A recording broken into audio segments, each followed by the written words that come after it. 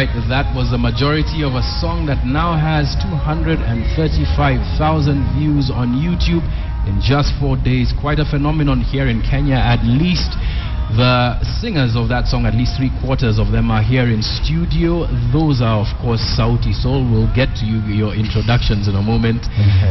Of course, not many people need to know who you are, of course, because a lot of people know already.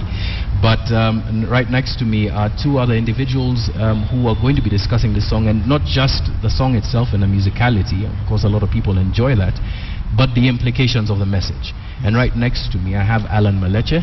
Alan, you can introduce yourself as well as your organization and what we're going to be speaking about today. Thank you, Alan. My name is Alan Maleche. I'm the Executive Director of the Kenya Legal and Ethical Issues Network, popularly known as KELIN, an organization that works on health-related human rights issues in Kenya. All right, and right next to Alan, we've got Naisola Likimani. Naisola, right? Not Naisula. Naisola, yes. Right, and Naisola is a reproductive health policy advisor.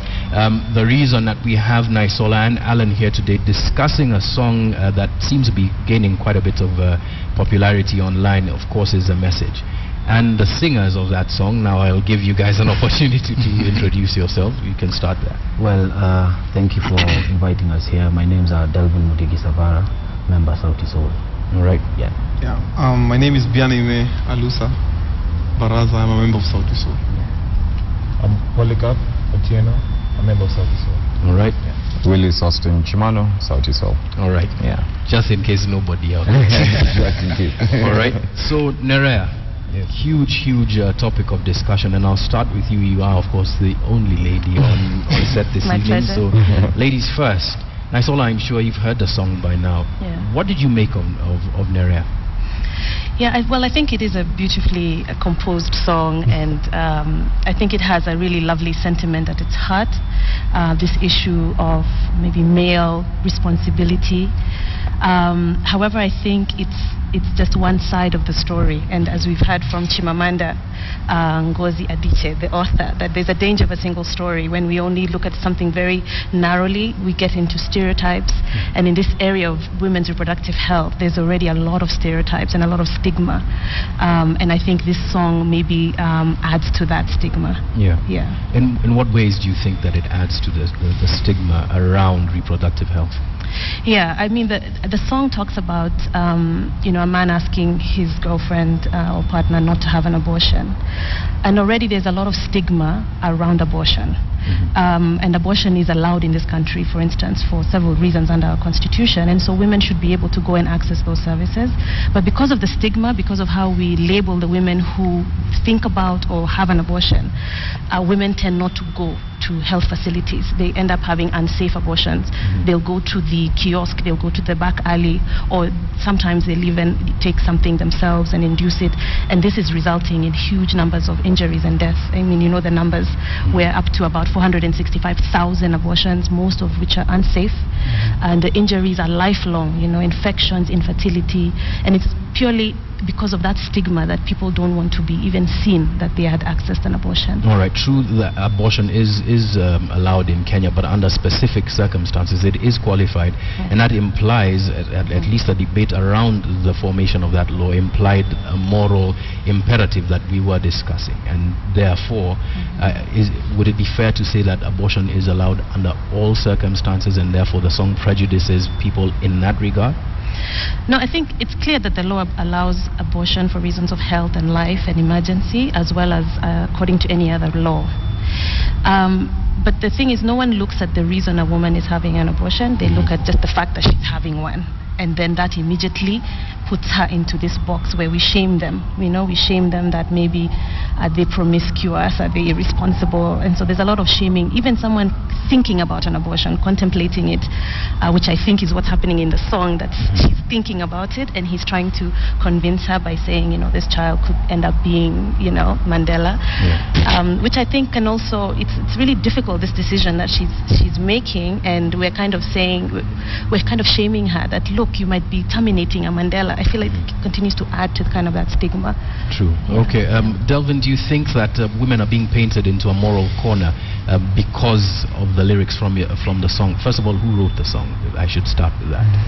Yeah. So, okay. So, Bien, I don't know if you're the one who should take the heat for this, but do you think that women are being painted into a moral corner? Well, first and foremost, I want to say thank you for having us here today. Yeah. And second, I just want to say that Sauti Soul is just the messenger. We are our work as musicians. I'm happy to see that music in this country is now becoming a topic that we can discuss in the primetime news. Sure. So I'm happy for what music has become, and music is supposed to create conversation. Now, for Sauti Soul to sing a song like this one, I've had a lot of arguments that this is not our song to sing. But as artists, we are not per se the moral compass, but we are our work is to tell society stories. So in this case in particular, Sauti Soul is telling a story. And our work is to bring the food on the table. Yeah. However you consume it, as a country, as a people, it's entirely up to you. All right. However, I think it's something that needs to be addressed, given that there are a lot of people who are dying from it, and it's also there are a lot of people who are doing it for reasons that are genuine. Yes. You understand? So we are not in any way putting the woman in a position or putting women in that light. We're just trying to tell a story, but at the same time, it came from a man's perspective. All right. And this is something that we want to teach also men of this generation, that fatherhood and responsibility of fatherhood is an amazing thing. And if you're man enough to pull down your pants, you should be man enough to be able to take the responsibility when it comes. Yeah, take the responsibility for that. But I don't know if you're seeing Naisola's point in terms of the moral dilemma that women are put into by listening to the song, or at least in terms of the messaging from the song. Definitely. The first verse, Nakuomba Nereah, I'm begging you, don't terminate my child. God will provide for children. That sort of theme makes it a more moral argument than it is an argument that takes into account the facts of what women face. Delvin, maybe I should just get you in here to speak a little about that. Do you think that there perhaps could have been a message that excluded abortion from this song but spoke about men's responsibility? I do understand what you're saying, but the first verse, I sang Nakuomba Nereah, usitoe mimba yangu. If you look at the situation already, it's really personalized. Usitoe mimba yangu. I haven't casted a shadow on women who've aborted before, who are just about to abort, or on abortion. I've said, I believe according to my religion. When I say Mungu, it's my religion, so it's according to my personal beliefs, or our beliefs as Sauti Soul. So it doesn't represent what every other person believes in, you see. And it hasn't casted a shadow in terms of saying, like, having an abortion is bad. We haven't said that having an abortion, you're considered evil if you have an abortion. We just said, please Nereah, I think you're carrying my child, that's my child, don't get rid of it.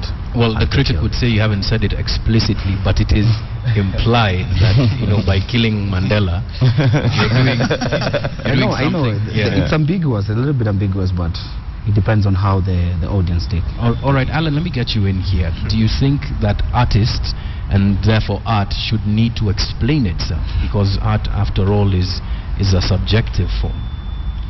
I think artists are allowed to express themselves, and as he rightfully said, people will take a different interpretation of this issue. Of course, the line that has now been taken is the whole question of abortion, but the bigger issue that's coming out of this song, and which we are glad is bringing issues to perspective, are issues of reproductive health rights, are issues of what is the role of men being involved in reproductive health issues. Are there positive things, are there negative things that men can do? The question around abortion is a question that we cannot answer from a moral perspective, because we will never reach a consensus on the issue. But we must be guided by what the law in Kenya says, which is quite clear at Article 26(4) of the Constitution, that abortion is permitted, and that it has to be done by a trained medical worker, and if the mother's life is in danger. So we must understand that abortion is not illegal in this country, and there are clear laws to say so. Secondly, the whole issue of male involvement comes into play, and looking at the aspect that does a woman have a choice to make, does a woman have a right to make her choice about her body? We are aware that a woman could be carrying a pregnancy.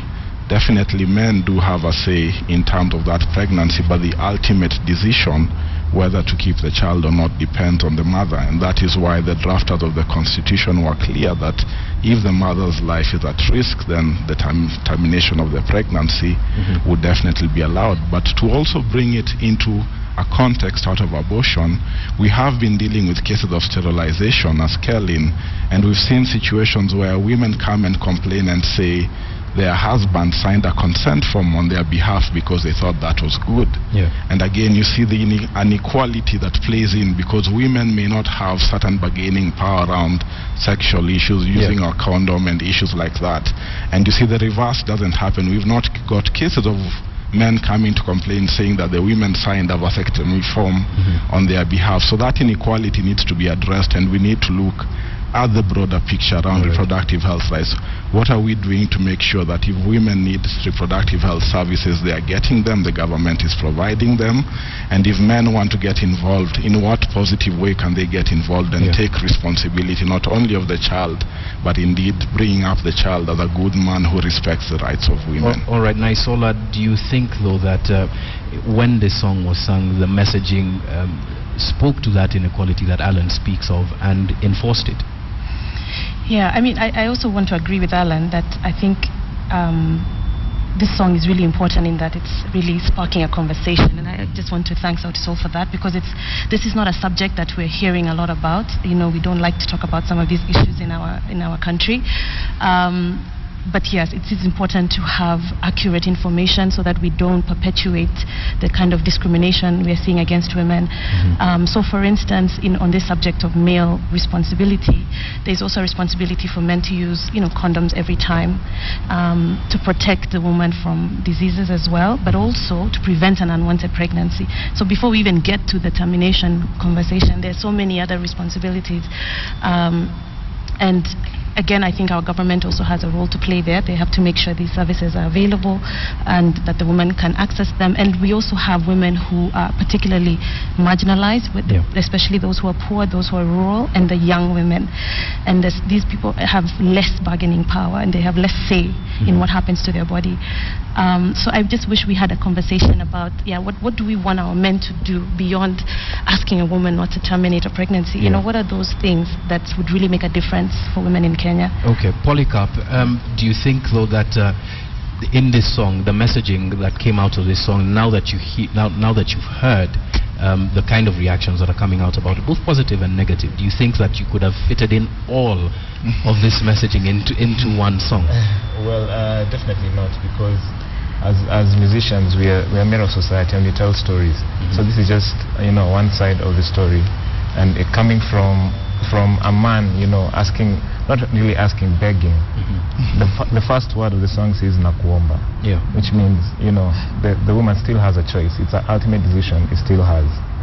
So the fact that, and normally one of the most common reasons for abortion is when men actually decide, no, this is not my baby, I don't want the baby.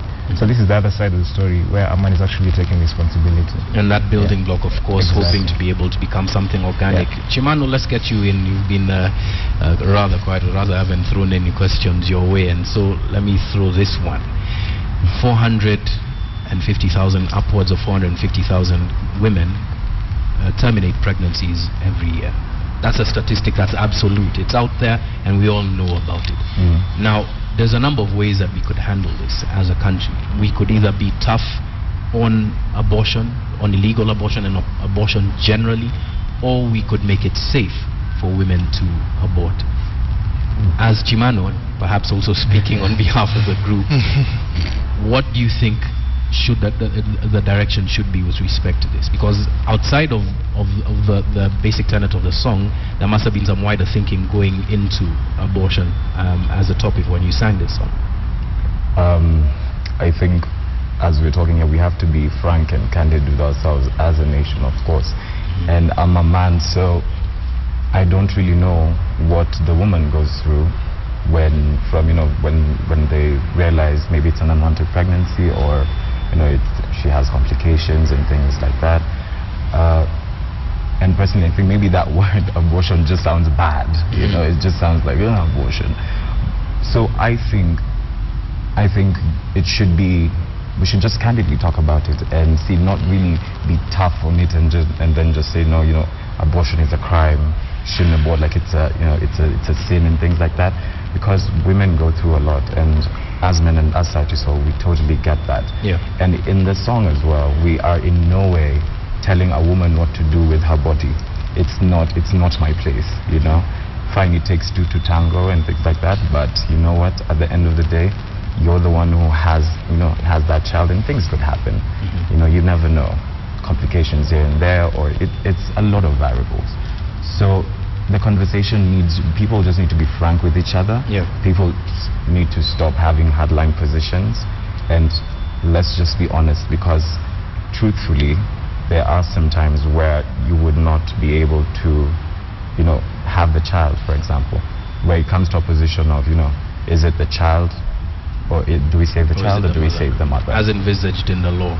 Now, a lot of people online, of course, have been speaking about this. One of the questions that got me thinking, perhaps it's a more simplistic one. Bien, is the Nishike versus Nereah debate. Of course, Nishike being very out there in terms of the sexual undertones of the song, and now Nereah speaking to perhaps a more moralistic conversation. As Sauti Soul, do you feel conflicted when singing these kinds of songs, when singing songs that perhaps to some people would look like they are contradictory in their messaging? I think there is a reason why those songs are so successful, and it's because as a society we are very, I want to call us hypocrites, because everyone is going to say Nishiki is a bad product. Well, that's the first song we had that had 1 million hits on YouTube. And then you don't think it was voyeuristic, people just wanting to see what is this bad thing that's out? It's very interesting that on YouTube there's something called analytics, and you can look at the duration which the video is being watched, and you'll be surprised. And also, let me surprise you that the larger base of our YouTube, fan base of our YouTube page is men. So our YouTube is watched by more men than women. So and when these men don't walk up to me in the street and go like, hey, nice jam. So it just tells you that, first of all, as a society, we are very we close our eyes to conversations that must be had. And now, then it's Nishike that says, oh my God, musicians are the moral compass of society, so why are they doing this to our children? And then it becomes Nereah, which is another case that has so many rights and so many wrongs. Yeah. And this is the power of music. Next, before us, there are people who still did songs that had massive social impact. Eric Wanaina, for example, is a classic example of someone who used music to tackle the issue of corruption. And Inchi ya Kitu Kidogo to date is being used. But as a writer to that, Bien, perhaps what some of the people who are criticizing your song say is that much as that it is your right as artists to take a stand on a specific issue, did you think clearly enough about the wider context of what Nereah was saying? Of course we did, because first of all we are artists, and second we are businessmen, and our fans are our business, our core business, and this can lose us fans. Anything we do can either lose us fans or gain fans. But art must come first. Right. The music always comes first. And the music must communicate. The music must change society. The music must create conversation, and not just any kind of conversation, but just this kind of conversation. Countrywide. And to add into that. I'll say it's not really fine, we have a right to take a stand, but then the song doesn't necessarily take a stand. And I think people need to get that as well. At the end of the day, we're artists, yes, we keep on saying that, but we just wrote a story. That when you listen to the song, that is a conversation a couple will have behind closed doors in the confines of their bedroom. That same way it's being said. So it's just that we put it out there, so maybe, let's prod our fans a bit and see, let's see what they what All right, Naisola, you had something to say? Yeah, you said you were thinking about social impact as musicians. I was just wondering, what social impact were you hoping for from this song? Like what inspired you, and what social impact were you trying to achieve? The social impact from this song is to start the conversation. The social impact from this song is to take this from a bedroom conversation to a conversation that a father can have with his daughter, to a conversation that a boy can have with his girlfriend, a conversation that a guy who is in campus and a chick who is in campus, for example, and the girl is pregnant and she has to stop school because of her pregnancy. That's a conversation they need to have. So you don't think it's pressuring the woman? Because the conversation as it is in the song, in a way, is kind of really pressuring her to some level, I will carry accept, his I pregnancy. will accept liability. Because you really explained the case of the woman properly. And just immediately we released the song. When I saw the feedback, we have already started trying to write a reply from a woman's perspective, because it's very important also that women's voice is heard in this topic. Absolutely, especially because you have a lot of female fans. Just on that, I mean, they are artists, but what kind of context would you prefer that this kind of conversation takes place in? Is it one that is structured and guided, or one that responds to an artistic need to express something? Yeah, I mean, for me it's more than a conversation, because it's, and I'll speak as the woman you said, that maybe we don't know what women go through. It's a very serious issue, so for me it's got such magnitude that we can't take it lightly and treat it very casually, because we know the numbers. We know women are being sexually violated and getting pregnant from that.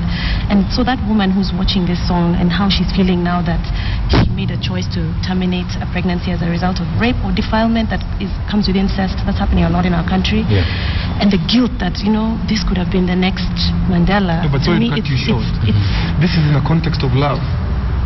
But what the song is sung in a context of love. Yes. So I don't feel. I feel it's a very unfair conversation to start dragging. When you say rape or defilement. But so much of the sex that's happening in our country is not loving consensual sex, and that's the reality of Kenya. So you see now, I'm happy about this. The fact that most Kenyans out there don't even know the statistics right now. So right now we sparked a conversation. Just doing Nereah has sparked a conversation right now. We know. We've traveled, and all of you, I know, you've been to countries, and we know statistics of countries where abortion is legal, and in Kenya. So when you compare them, what do you think?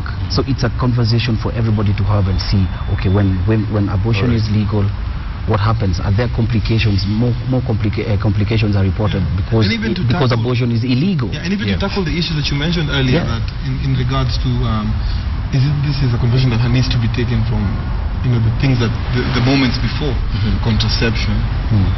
But I guess the question, of course, is in what way, and that's where the crux of the matter is in your message. Now we don't have much time left, unfortunately, so I just want your final thoughts on the song and where it's left.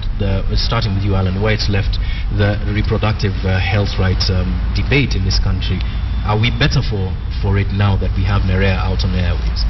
I would say it's part of the debate, but there's a lot more that needs to be done. We need to have legislation in place that determines when a lady can terminate a pregnancy. We need to have policies in place. Healthcare workers need to be trained. Artists need to be sensitized on these issues. And we need to have the entire system that deals with this to happen. And I would like to emphasize that having a law that says abortion is legal is not the only solution to ensuring we reduce the number of maternal mortalities in the country. We have to do a lot in terms of programming, and both the national and the county governments have a responsibility for this. So my parting shot is that it has begun the conversation. Of course, there have been different contexts in which the song has been taken, but can we move towards ensuring that the reproductive health rights of both men and women are upheld in this country? All right, Naisola, final word on whether Nereah has left Kenya better off or worse off in terms of this discussion, at least from the point of view of women who are receiving this message. I think for me it's a great way to have the conversation that let's not oversimplify or romanticize some of these things. They're very complex, and there are many, I know you said it's one Nereah that was target of that conversation, but I want to speak to the many Nereahs who are going through very difficult contemplation about pregnancy, about their choices, whether to have sex, with whom to have sex, trying to plan a pregnancy or not. There are lots of women out there who are struggling with this and need support, not to be sort of demonized, that it's a very complex issue that I think we should respect and give women the space to make those decisions. All right. Now, as a group, I'll have you guys have the last word, unfortunately, because we don't have much time, and your song is still getting quite a bit of airplay. But of course, this was a discussion about your song, and I'd like for you guys to play us out with one verse, chorus, whichever part you choose, of the song Nereah. And of course that discussion continues online, and we'd like to have you back to keep on having these kinds of discussions. So guys, take it away. Sure.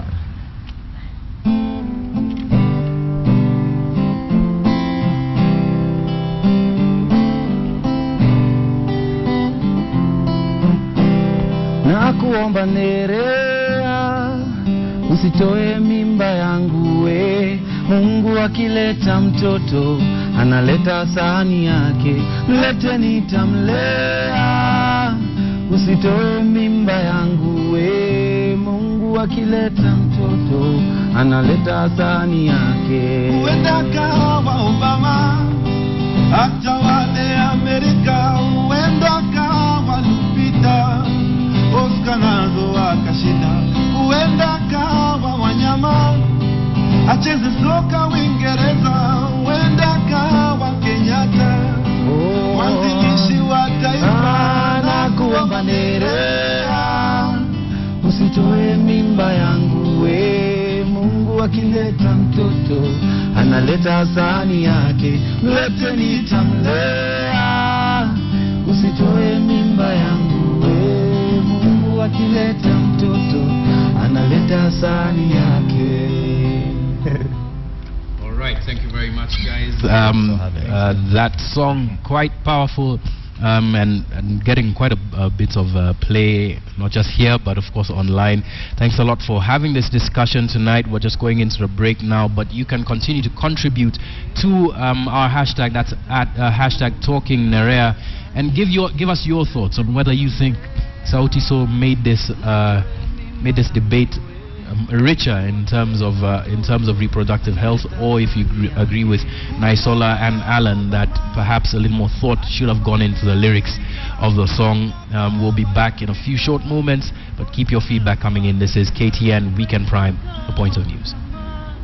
Acheze soka Uingereza, uenda kawa Kenyatta, mwanzilishi wa taifa. Nakuomba Nereah, usitoe mimba yangu we. Mungu akileta mtoto analeta sahani yake, lete nitamlea.